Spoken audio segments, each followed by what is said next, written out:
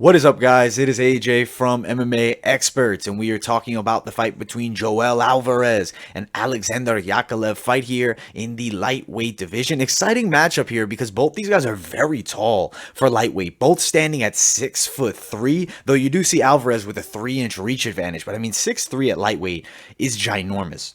That's a big lightweight, a ton of height here for both these guys.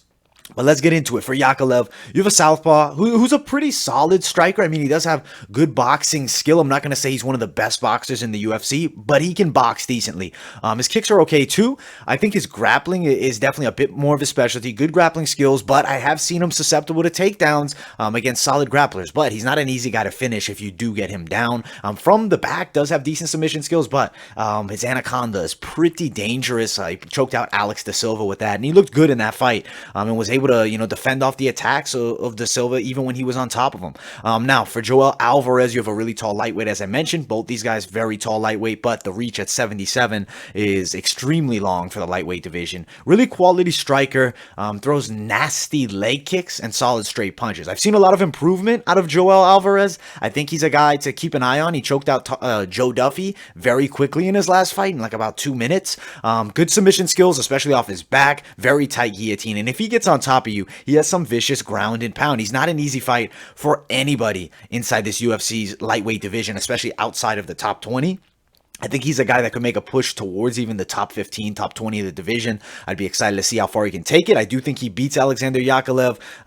Joel Alvarez is 27. Yakovlev is 36. He's older. I think that the young, up-and-coming Joel Alvarez gets the win here. I think it's going to be hard. I could see a submission or a decision here. I'm going to ride with a decision rather than a submission because I think Yakovlev has all the experience. I think he's going to be able to fend off some attacks, but I do think Joel Alvarez has more dominant position and control over him over the course of the 3 rounds. But let's check out the betting odds for this matchup. Joel Alvarez, he's a favorite in this matchup. He's expected to win it. He's a -160 to Alexander Yakovlev at a +140. Now, the best place to bet on either one of the guys for Joel Alvarez, he's a -157 over at Sportsbet.